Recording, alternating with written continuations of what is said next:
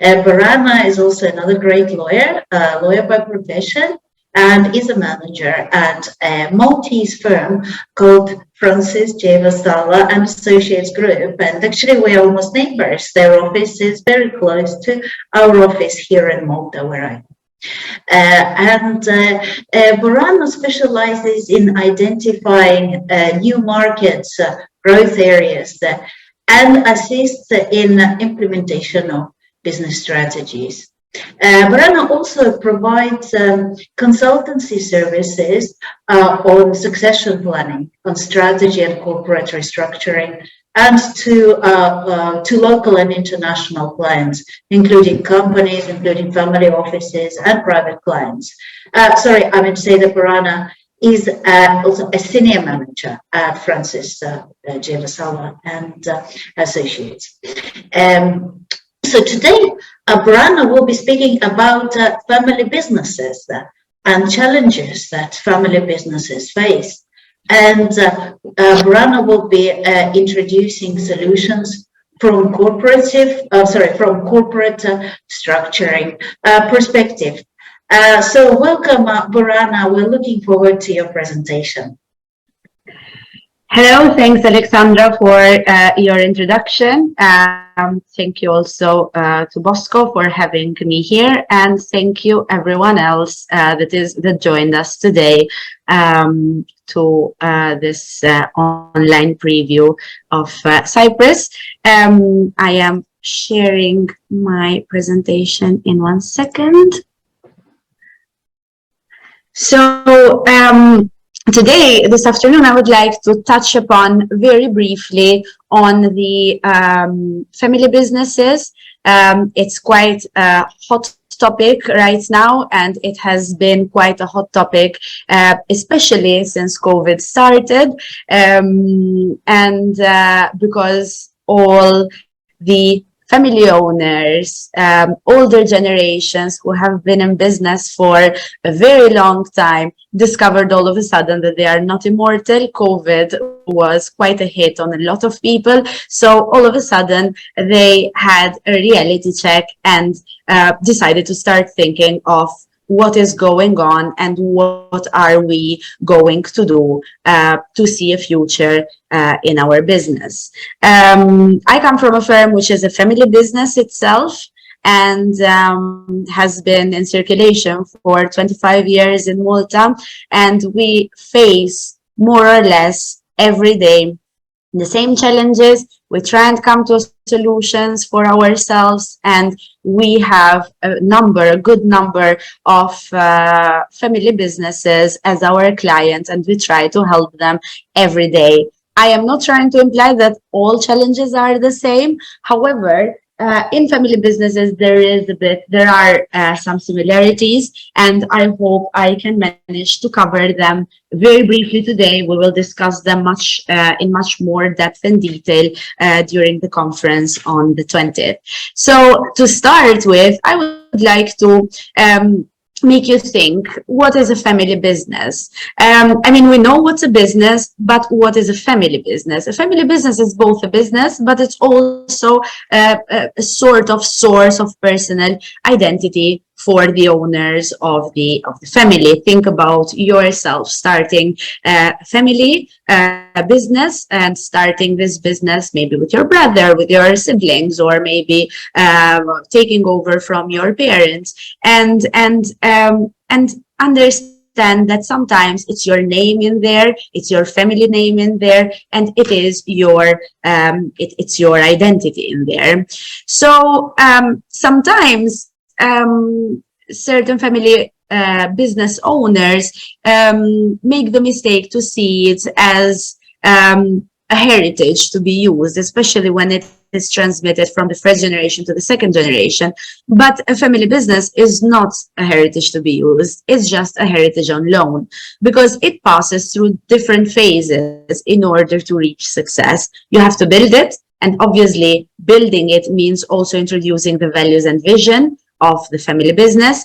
You have to manage it, and that is the most complicated part of it, because you need to face the business objectives And you have to put them vis-a-vis the family priorities and the family emotions, which are always there.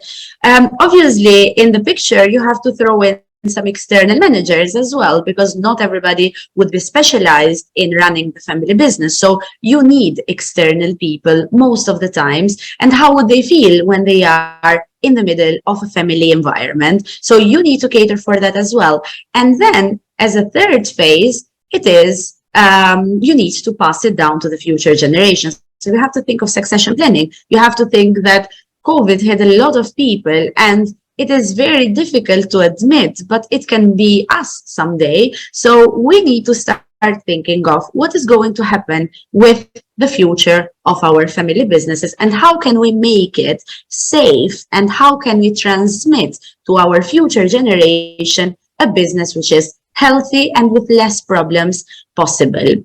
And another thing is, how are we going to engage these future generations? Because that is another big issue. We've heard a lot of family businesses of parents or previous generations starting a business, and children not caring much about that family business. So how are you going to make it interesting for your children in order for the family business to remain in the family? And these are all things that make us believe that it is a heritage on loan. So we are taking it to pass it on to the future generation. Now, we all know, if we're a family business ourselves, or if we work with family business, if we are a family office, we all know that family businesses have quite a lot of unique advantages. If I start a family business, I want it to be long term. I don't want it to just die as soon as or die with the next generation. I want it to have a very long term vision. Obviously, the family businesses are very much inclined in promoting their shared and their common values. In fact, nearly 60% of family businesses believe that their ethical standards are more stringent and are more defined than non-family businesses. So they believe in the values that they promote. There is a sense of stability and reliability, which is also transmitted into the care for the employees. So the employees feel that being part of a business that has a long-term outlook, that has stronger values and is stable and reliable, employees feel like they're taken care of. And most of the time, they would feel as being part of the bigger family. And obviously, there is the attention to quality. Family businesses would put their name to their products and to their services. So obviously, they will take extra care of the quality that they are presenting and they are introducing in the market. For a lot of benefits, they have a lot of benefits. They have a lot of unique advantages. However, there are a lot of challenges that come with having a family business. To start with, we see a lot of difficulties around succession. Now, as I said, never more than during COVID, older generations realized that they need to think about succession. And what comes with it is, once you have defined who are you giving your business to and how this business is going to be managed in the future, you need to also think of how are you transitioning to the next generation. I don't want to be very pessimistic, but the lifespan statistically, the lifespan of a family business is an average of 24 years, which is not that long if you think of it. And not only that, but when they pass from first generation to second generation, statistically, only 40% of these businesses can manage to reach the second generation, and only 13 are successfully passed down to the third generation. So we're speaking about numbers that are quite concerning when you think about it. You start good, you start big, and then all of a sudden you see that they fail the test of being passed on to the next generation. Now, we all have families, and possibly we're not in business with our families. We all have siblings. We all have the larger family, and in all families, what we know for sure is there will be conflicts and there will be different needs, and there will be something that one will need and the other won't. So in family businesses, we have this as well. And you will notice the fact that you have parents with children who are still at school, or parents with children who are actually working in the family business. You need to cater for those children who want to be schooled, who want to get a qualification, who want to actually be the next generation to lead your family business. So you need to cater for the various needs. Unfortunately, sometimes we have health problems, and you need to stick for the family and help them during their health issues. So families, I mean, like all our families, they have needs, and they have different needs. It can't be always the same. Now imagine when a family is small and it starts a family business, it's fine, it's more manageable. Imagine when the family grows, and imagine when the family business grows. So more individuals are introduced to the family business, and more complicated and more different family needs will be there. Obviously, we have the classic generational conflict. It is very difficult for older generations or previous generation, first of all, to let go. It takes them very long to actually decide, okay, now is the moment I will retire. And sometimes they don't, they stay in the family business forever. But the other problem is that once they are there, they are very reluctant in accepting change, or they are very reluctant in accepting generation.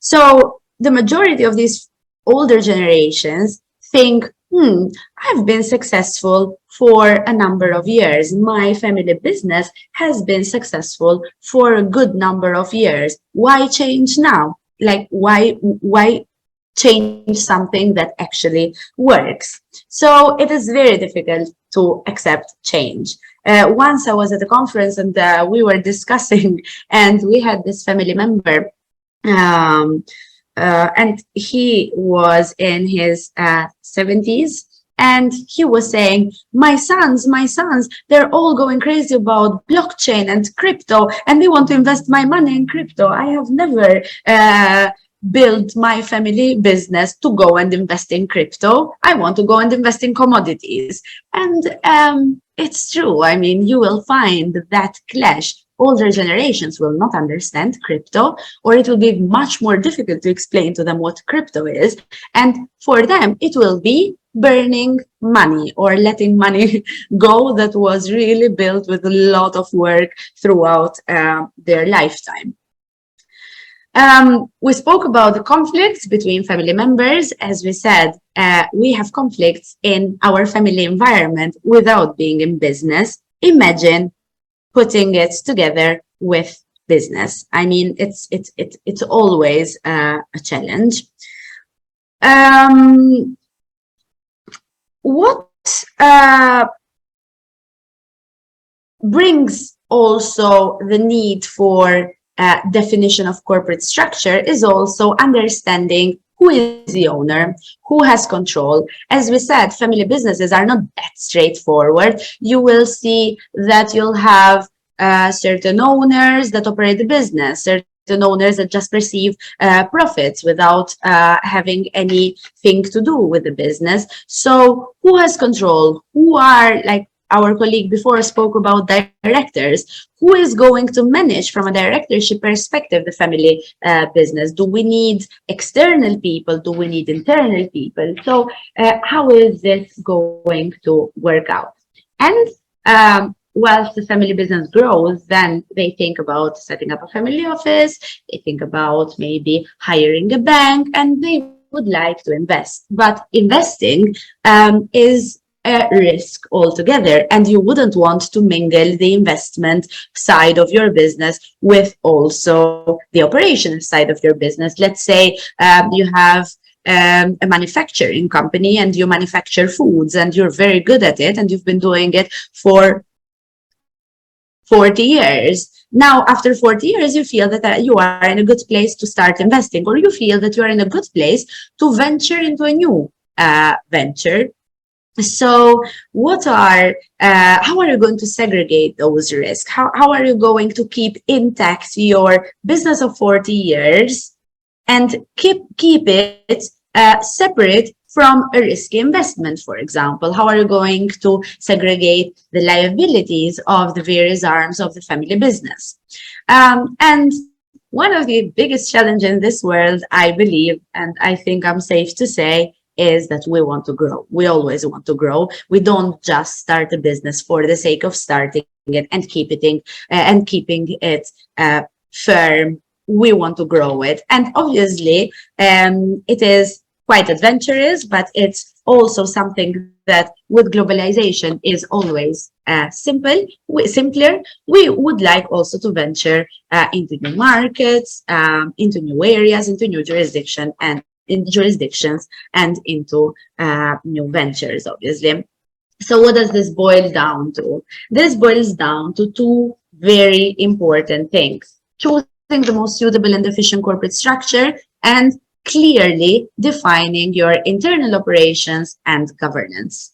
Now, there are different business models, and I'm not going to touch upon these very much, even because of due to time constraints. However, a business may start, a family business may start as an owner-operator model, and this owner-operator model is two siblings get together and they say, let's start a family business, and I know how to produce food and I know how to do the marketing, so let's put our knowledge together and start the business. These are the typical owner-operator businesses. So this is how it starts in the first generation. You don't think of complicating your life too much. You just want to start and get to business and see how it goes. So you will have the owner-operator model, whereby all the family members own and operate the business, and the corporate structures for this can be very, very simple corporate structures like limited liability companies or partnerships. However, we will notice that as soon as the family grows, it will be much more difficult to sustain this kind of family model. We have the distributed model. The distributed model is a model where all the family members share the business profits equally. So I operate the business, I share the profits. You don't operate the business, but you equally share the profits with me. And obviously, this will create a lot of friction between family members because they might disagree on why someone is getting the same as the other one who is not actually operating the business. And then we have this very new model, which is, well, more than new, it's a bit more innovative, which is a nested family business. And these family businesses are family businesses whereby members agree to own various assets together, but at the same time, they also agree to own various assets separately. Obviously, this reduces frictions, and one of the ideal corporate structures to go for it, and now I'm speaking only about Malta and about how Malta has introduced the private foundations in the jurisdiction. And I would like to touch upon slightly on private foundations. Obviously, we will speak a bit more during the conference on the 20th, and we will also be open to any kind of questions throughout the Q&A. However, I would like to touch upon quickly on the understanding of foundation. So what is a private foundation? We're used to seeing foundations as a connotation of charity. So we see foundations as the charitable organizations, but foundations can also be for the benefit of certain private beneficiaries. And private foundations in Malta are regulated. They are legal persons, which means that they are they're considered a separate person. they also have separate and distinct legal personality. When I say distinct legal personality and separate legal personality, I mean distincted and separate from the owners, from the founders, or from the beneficiaries, which means that the personal assets of the beneficiaries will not be attached in any way in case there are failures in relation to the foundations. The founders can endow a pool of assets. Assets can be of any kind. There are no limitations, and they can also endow a pool of liabilities under the administration of a professional administrator. I would like to very briefly tell you a couple of salient points of foundations. Basically, the assets will be put in the hands of the administrator, who typically would be a professional administrator, would be a licensed company in Malta. For example, we have our separate company, which is part of our group, which is licensed under the Malta Financial Services Authority to actually act as administrator of a foundation. Obviously, this implies a lot of controls, a lot of qualifications, and the administrator has to act always on and has to obviously administer the assets and liabilities always for the benefit of the beneficiaries. The beneficiaries may be either the founders, so who put the assets there, or there can be other family members. For instance, I am starting foundation with my husband. We want to put the shares of our operating company there, and as beneficiaries, we would like to put ourselves in during our lifetime, and maybe when our children are 25 years of age, our children can also become beneficiaries. Now, the founders may give very clear indication of their wishes. And this starts from the deed of foundation. The deed of foundation is also used a bit like the constitutional document of the family. There are the rules of the family. Or else, it doesn't finish there. The founders may also present the administrator with letter of wishes, expressing their wishes throughout the lifetime of the foundations, and also expressing the wishes in relation to the various distributions that they would like to see to the beneficiaries. Now, there is a possibility to create various cells in the foundation. Now, this is the best part of the foundations. So what do? You have a family that has the main operations, but then you would like to start a new activity. In order to start that new activity, you create a segregated cell. Maybe two cousins say, we would like to use the distribution of the foundation and go and invest in crypto, but our father would not want us to do so. So what do? You can create a cell, and maybe these two cousins can put it for the benefit of the beneficiaries that are only their children, not the rest of the family. So these cells are extremely interesting, and they are very, very important because you can use them to segregate the liabilities, the risks. You can use them to segregate the activities, being under the same umbrella at the same time. You can cater for the different assets of family members. You can cater for the different needs of family members. You can create, for instance, a cell that is for the benefit of education. So all the children, there is a fund there are funds that will be yearly addressed to this foundation for the benefit of the education of the children, maybe to pay their MBA school so they can join the family business one day. Now, the powers of the administrator can be limited by a supervisory council, and there are obviously certain tax benefits that characterize the foundation.